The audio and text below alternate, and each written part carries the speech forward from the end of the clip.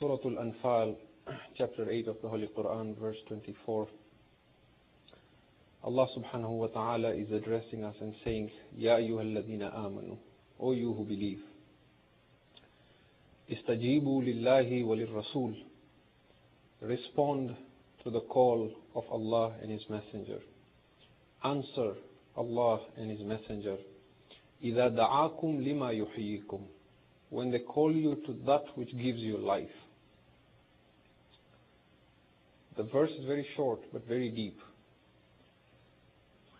It tells us that in Allah's eyes, even though you may be born, you are not necessarily alive. Because Allah is saying, respond to Allah and His Messenger to that which will give you life. If you ask most people what is the opposite of death, they will tell you life. But that is incorrect. The opposite of death is not life. The opposite of death is birth. Life has no opposite. Allah Himself is life. Life is sheer being itself. When we are connected to Allah subhanahu wa ta'ala, then we are alive. It's like being a robot who's programmed and asleep but not plugged in. And when you get plugged in and the eyes open and you sit up, that's when you're alive. Your life has always been there for a long time, even before you came to this world. There was a time you existed in another world, then you died there, and you were born here.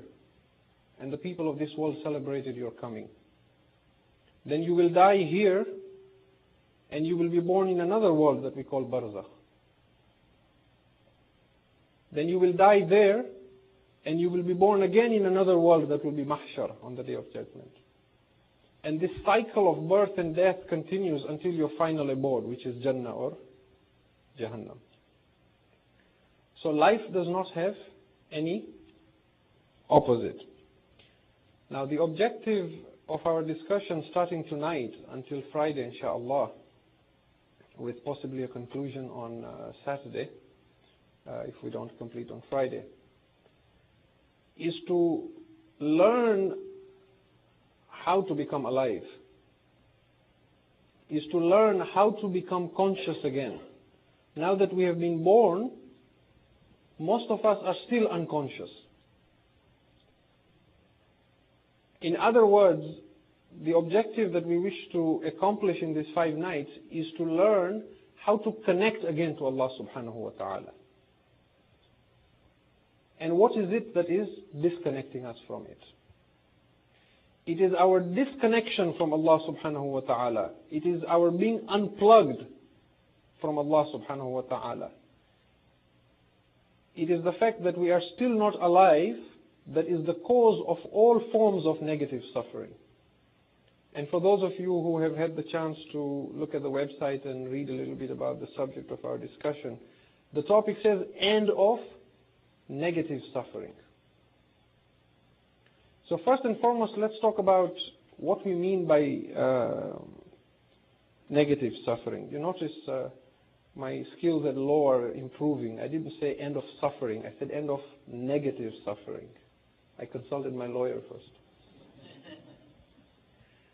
Suffering, for the purpose of this discussion, for these 5 nights, I will divide suffering into 3 categories. First, there is physical suffering.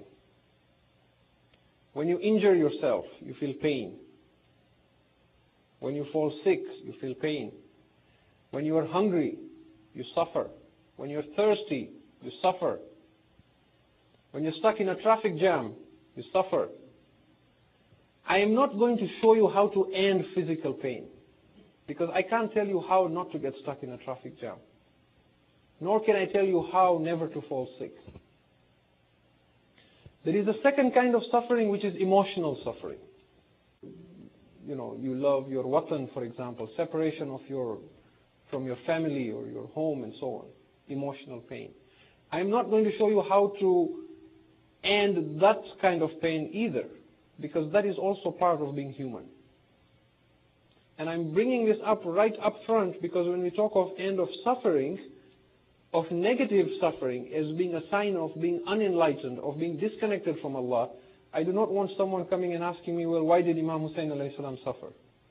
So I'm making it very clear from the start. There is physical suffering, which is very normal for anybody living in this world. There is emotional suffering, which is also very normal for all human beings to experience. Then there is negative suffering. Negative suffering is the loss of inner peace within yourself when you experience physical or emotional suffering. Negative suffering is the loss of that sense of tranquility, that stillness, that is natural within you, that should be with you all the time. When you lose that because of experiencing something physical or emotional pain, that is negative suffering. And it takes different forms such as anger, anxiety, boredom, depression, guilt, stress, worry, unspoken resentment, fear, blaming others, becoming a mean person. These are all negative traits. These are all forms of negative suffering that are the result of the loss of inner peace. And we're going to discuss this in a lot of depth over these 5 nights, inshallah. I'm not saying we will all be enlightened on Friday night, but I will certainly show you the tools by which we will know exactly why we suffer and exactly what we need to do to end these forms of suffering. And inshallah, with such practicality as well, not just theories, that I will challenge any one of you on Friday night to stand up and tell me, you have not yet told us how to end negative suffering. We will come to that, inshallah. First and foremost, I said originally that by our nature, we were not meant to have any form of negative suffering. If you take the example of Karbala itself, you will see Imam Hussein alayhi salam suffered greatly at a physical level or emotional level. He cried over the loss of his children. He suffered hunger. He suffered thirst. He suffered injuries. But nowhere will you find any incident in history to show that he was depressed or that he suffered from anxiety. There was this inner tranquility, this peace within him that cannot be understood by the mind. Why else would Allah call him Ya ayyatuhan nafsul mutma'inna? O soul at complete rest. O soul that is in complete tranquility. So when human beings by nature are not meant to experience any worry, any stress, it is unnatural to be stressed, or to be depressed, or to be worried, or to have any kind of anger or fear within us. So what causes the rise of this negative suffering? How did human beings make a habit out of this? We need to go all the way back to the time when a child is born. When a child is first born, and we have mentioned this before as well, when a child is first born, it has no sense of identity. You will recall I have mentioned this in the month of Ramadan. A newborn baby does not know who I am. It doesn't have a sense of I-ness. It doesn't have any ego, so to speak. And it sees itself, even though its intellect is not yet developed, but there is a rhythm and a sense of peace within it that keeps it in sync with the whole universe. It is connected to Allah subhanahu wa ta'ala, the newborn child. With time, however, it experiences conflict. Now, conflict in a baby's world may be hunger or maybe the need to change diapers. That might be the big bala for the child. And because it does not have any means of communication, it cannot speak, it cannot walk, it cannot help itself, the only means available to the child is to cry. So it cries.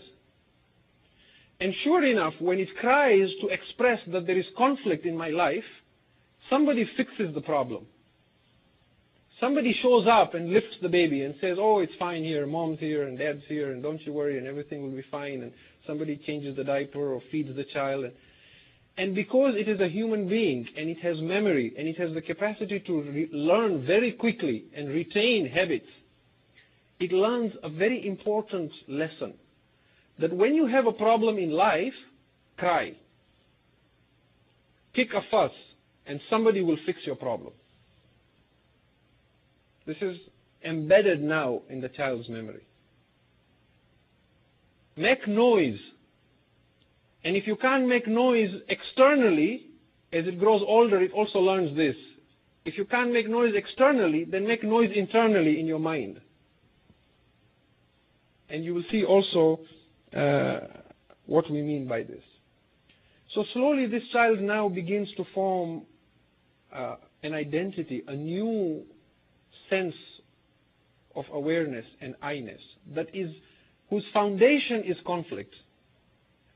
The baby now begins to see that there is the world and there is me. And I need to look out for myself. Because it looks like this place, there is survival of the fittest. So it creates a boundary that psychologists call the ego boundary. Now, for the purpose of our discussion here, I will use some terminologies, but I want you to understand that the meaning of these words is different from its usage in day-to-day English language. When I say unconscious, I don't mean like somebody who's fainted.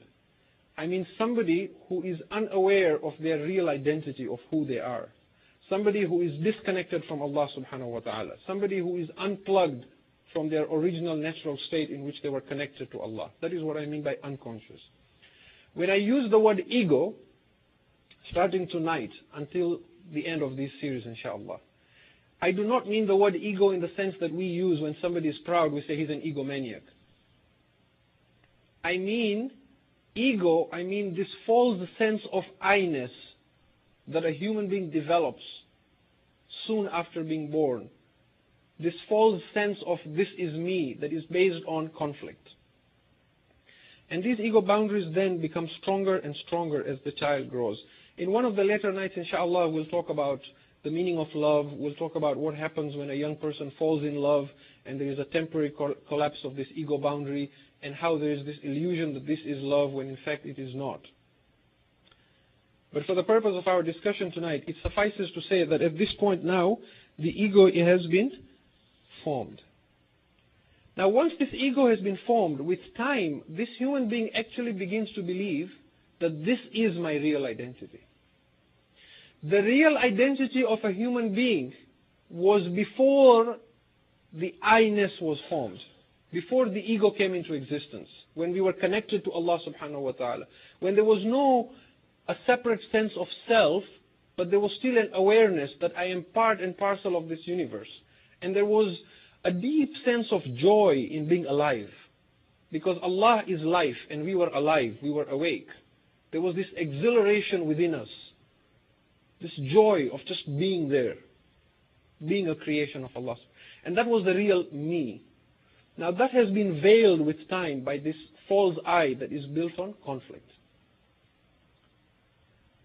The mind now, because it has come to believe that I am this ego, it now wants to sustain and keep this alive. And because it was created based on conflict, it uses conflict to keep it going. And because a human being is so creative, it invents new methods of conflict. Even you will see a baby, when it cries, it's just crying, it's not speaking, but there's different types of crying. There is a crying which is a blaming cry. It cries as if it's blaming you. Then there is a method in which a baby cries in which it's angry. You pick the baby and say, oh, don't be angry, right? It's just crying, but you can tell he's angry now. Then there is a method in which the child cries in which there is self-pity. Then there's a method in which the child cries in which it wants you to feel guilty.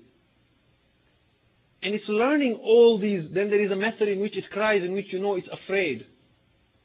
It's only crying, but it's developing this new tactics and new methods, new negative means of keeping this conflict alive. Because it has come to believe that the only way to survive is to create these techniques by which you can protect yourself against this world. Because now the human being is seeing himself or herself as being an alien fragment in a strange, dangerous universe. And the purpose in life is no more there at the forefront. And so this sense of conflict continues. Now the mind needs some way to create this conflict, and it uses two techniques. I apologize for keeping it a little dry in the start, but we need to understand this before it gets interesting. And inshallah, it will be more interesting a little later tonight and tomorrow as well. But the mind now creates two methods of generating new forms of negative suffering. One method is pain. And again, we will talk at length, inshallah, tomorrow or day after, as to why it needs pain to stay alive. The other method that the mind uses is activities. Because the mind now, because it identifies itself with the ego, and it comes to think that I am the thinker, I am the mind, it also has this belief within it that if I stop thinking, I will cease to exist. And a large number of human beings, even though they don't explicitly say this, they have this belief that they are the person in them that is thinking. And you will be amazed when we reveal that you are not the thinking or the thinker within you. That is not who you are. And it's a radical change. It will change your mind 180 degrees, inshallah, in these next few nights. You will perceive yourself completely differently. You will begin to understand. It will be like, oh my God, and I thought I was this, but I'm actually somebody else altogether. So there is all this chattering in the mind that is being generated to keep the sense of I-ness alive.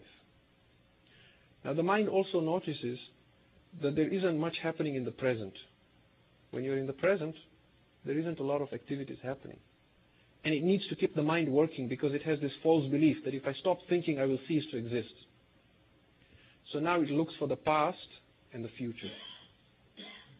It needs to constantly think of the past or the future in order to stay alive, when in fact its life lies in the death of this. But it thinks this is my source of life. I have to survive by constantly thinking about the past and the future. So it goes to the past, and then it uses blame, depression, anger, guilt to generate activities for the mind to keep working. And then when it needs more food, then it goes into the future, and then it uses worry, stress, anxiety, what-if scenarios. You start finding yourself creating mental movies. Have you ever caught yourself doing that? Sitting alone and you're creating all these mental movies in the mind. There's this whole movie which if you could remove from your mind and put it in on a VCR or a DVD, it would be a bestseller. You know, it would be a Hollywood blockbuster. Like you are the hero, you're fighting this big battle, or you are in danger and you're being attacked, and it's all in the mind. And the mental movie is complete with soundtrack and all. The mind is working. It's creating all these activities inside us. If we want to stop negative suffering, the first thing we must do is stop the mind. Stop the mind from chattering. That is key. That is key to being reconnected to Allah again. And we cannot stop the mind from chattering and performing useless, repetitive tasks in the head until we are convinced that I am not the thinker in me and I am not the ego in me. The moment we disidentify and we begin to understand, we disidentify from the mind and we begin to understand that I am the being that is behind the mind, then there is a deep sense of peace that starts entering our body and our mind. It takes over our whole being. And I will show you, inshallah, techniques by which you can go home and try, and you will come back and testify to this yourself. That even when you are angry, you can bring about a sense of peace in yourself. Outwardly, you may be suffering something on a physical plane or emotional plane. Somebody may have died, you may be injured, you may be hungry, there may be all kinds of chaos happening on the outside. That's your life situation. That's your life circumstance.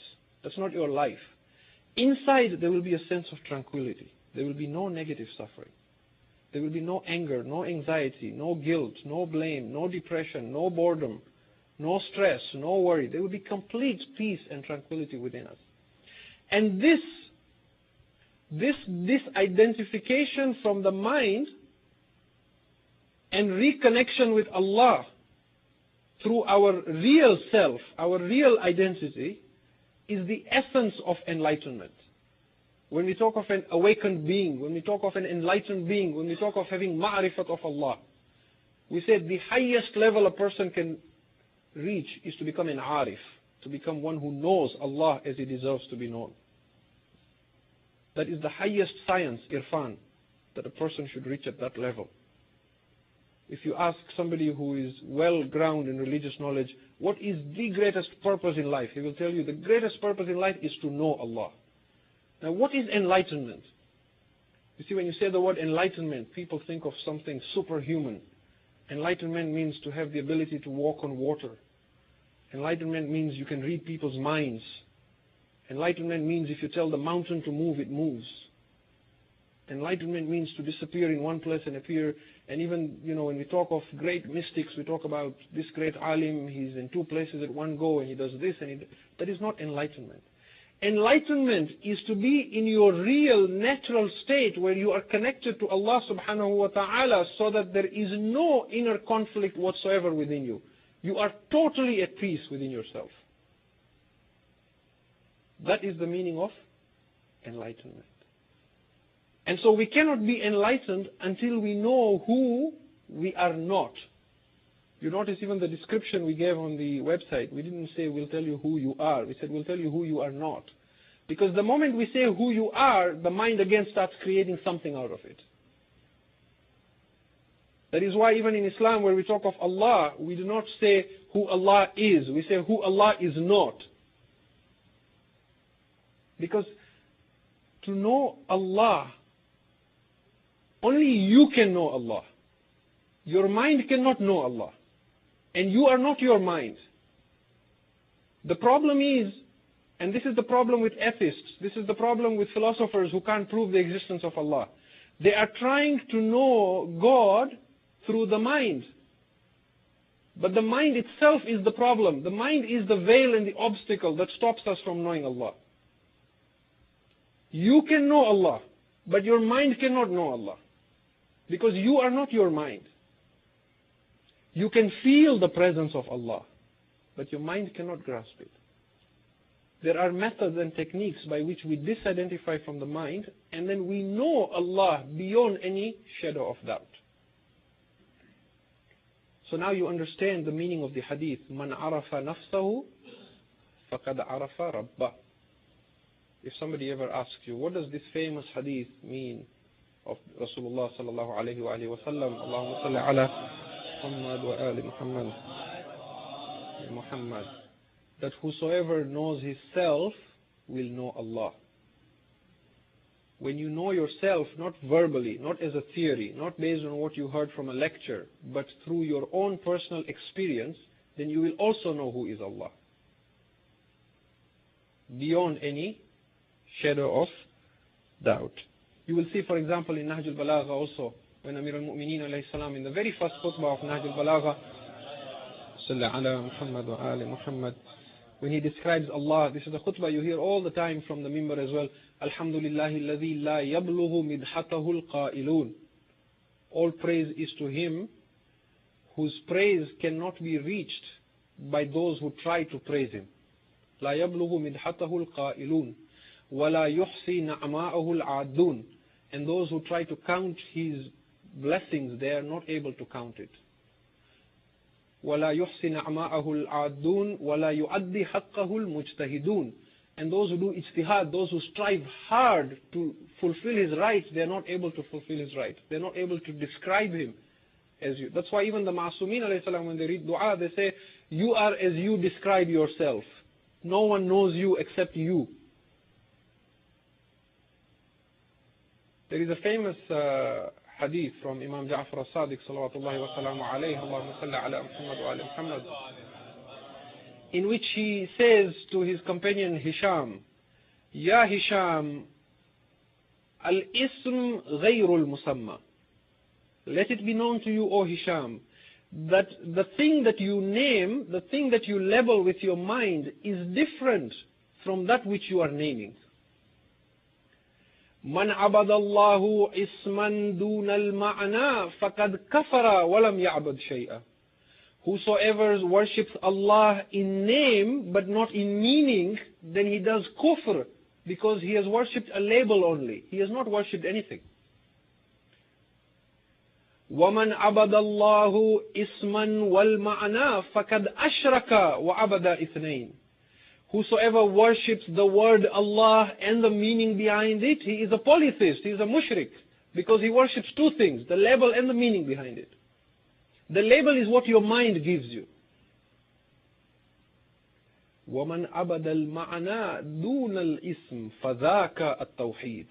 Whosoever worships the meaning and not the name, that is Tawheed. Because when previous prophets were sent and they were not Arabs, Allah was not called Allah. He was called something else in their language. So to know Allah is not possible with the mind. Now, because we don't have a lot of time and there is a lot of material to cover, let's summarize here at one point.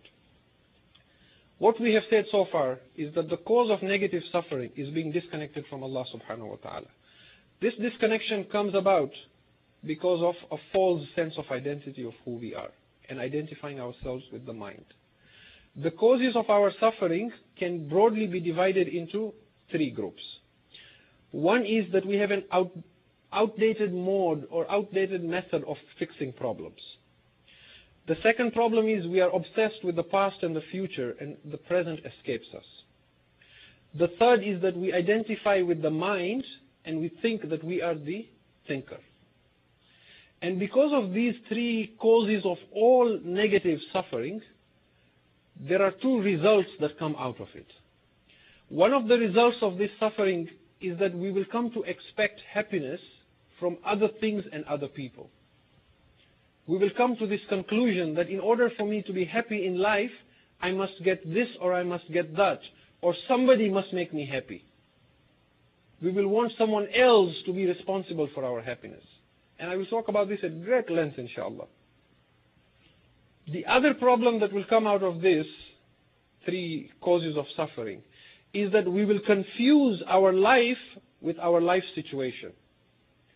Our life situation is what happens on the surface, where you are born, what your name is, where you lived, who you are married to, what you do for a living, how many kids you have, what illnesses you have, and how tall or short you are, and your address, and when you'll die, and this is all your life situation, life circumstances.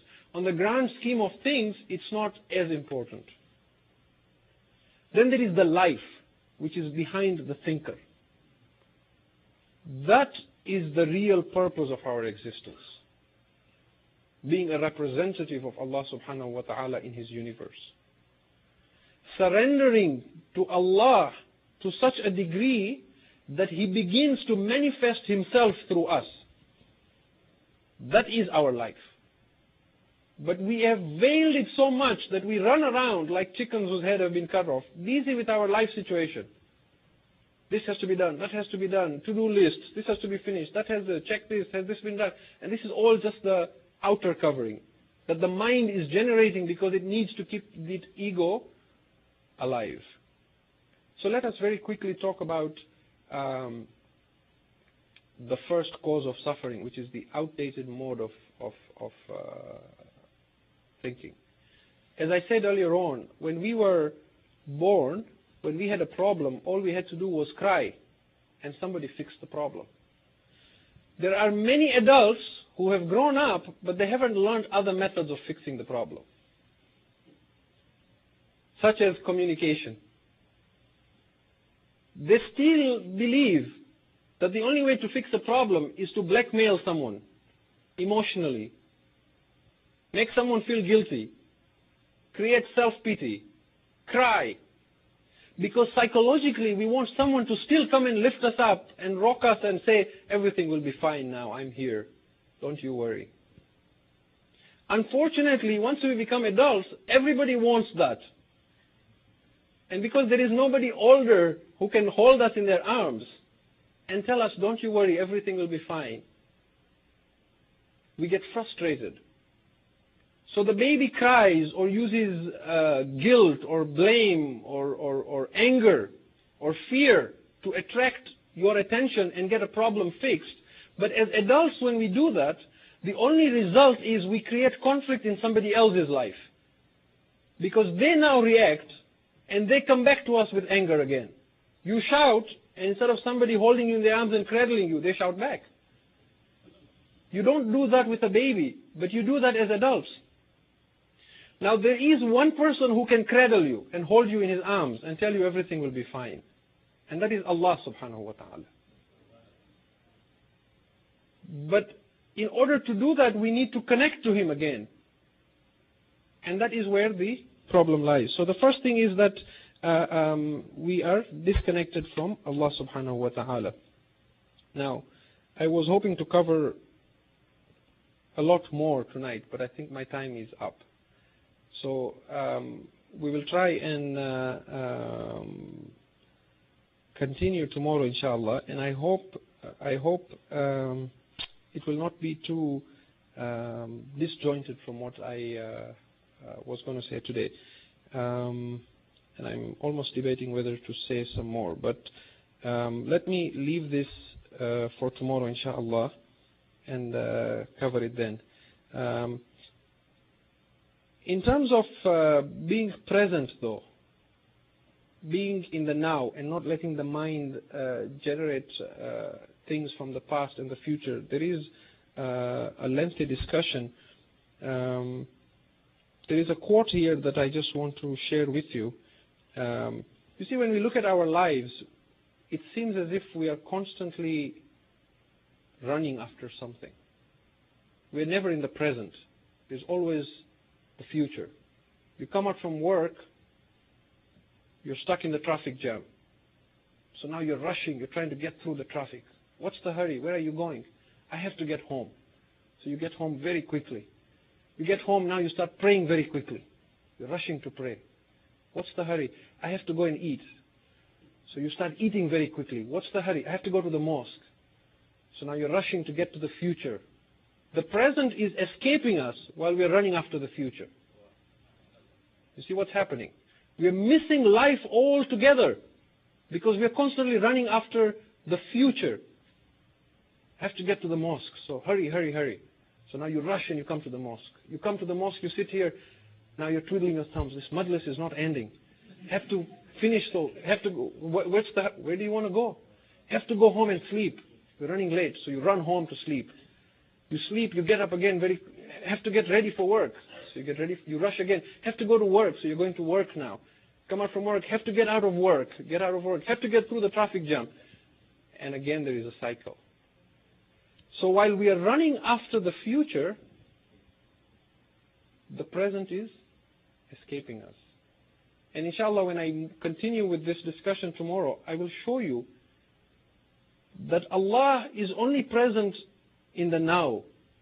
He does not exist in the past or in the future. But the mind cannot exist in the present. It can only exist in the past or in the future. For the mind to remain in the present would mean death to the ego. And therein lies the secret, that if we learn to stay present, then we learn to dissolve the ego. And that's how Allah, then the veils begin to fall and He begins to reveal Himself. Let me just read a quote to you here. There's a famous psychologist called Carl Jung that many of you have heard of.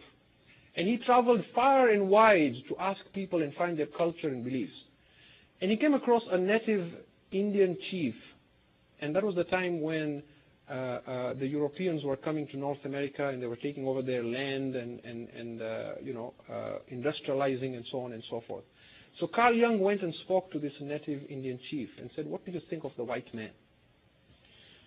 So the Indian chief says, most white men, and this is not a racist remark, we will see that in ourselves as well. He says, most white men have tense faces, staring eyes, and a cruel demeanor. He says, when you look at them, there is a hardy, angry, cruel, tense look at them. And then now I quote, these are the words of the Indian native chief to Carl Jung. He says, quote, "They are always seeking something. What are they seeking? The whites always want something. They are always restless and uneasy. We don't know what they want. We think they are mad." Close quote. Are we becoming like that? That is the question. There is all this, if you talk to people, they will say, I'm not restless, I'm happy. How is life? Alhamdulillah, couldn't be better. But when you dig a little deep, you will see that below the surface there is this restlessness, there is this uneasiness, there is this dissatisfaction with life. It's just simmering there. Sometimes it explodes into anger or fear or a fight or depression, right? But it's just there. It's like a hum. It's like an air conditioner, right? You don't notice that it's going. But when you switch it off, then there is a sense of relief. Like, oh, so it's so quiet now. When we learn to disidentify from the mind, when we learn to connect to Allah subhanahu wa ta'ala, there is such peace that will envelope us that it will be like somebody switched off the air conditioner or the heater. Suddenly it will be like, I didn't know there was so much humming and dissatisfaction in my life. This is all negative suffering. This is all unenlightenment. And inshallah, as we develop the subject, we will talk about the causes of suffering. We will talk about the games the ego plays, the tactics we play with our life partners, with our children, with our parents, with our community, as volunteers, as employees, in every walk of life. And how it is so simple to free ourselves from negative suffering. It is so simple. And inshallah, I will give you, like I said, techniques.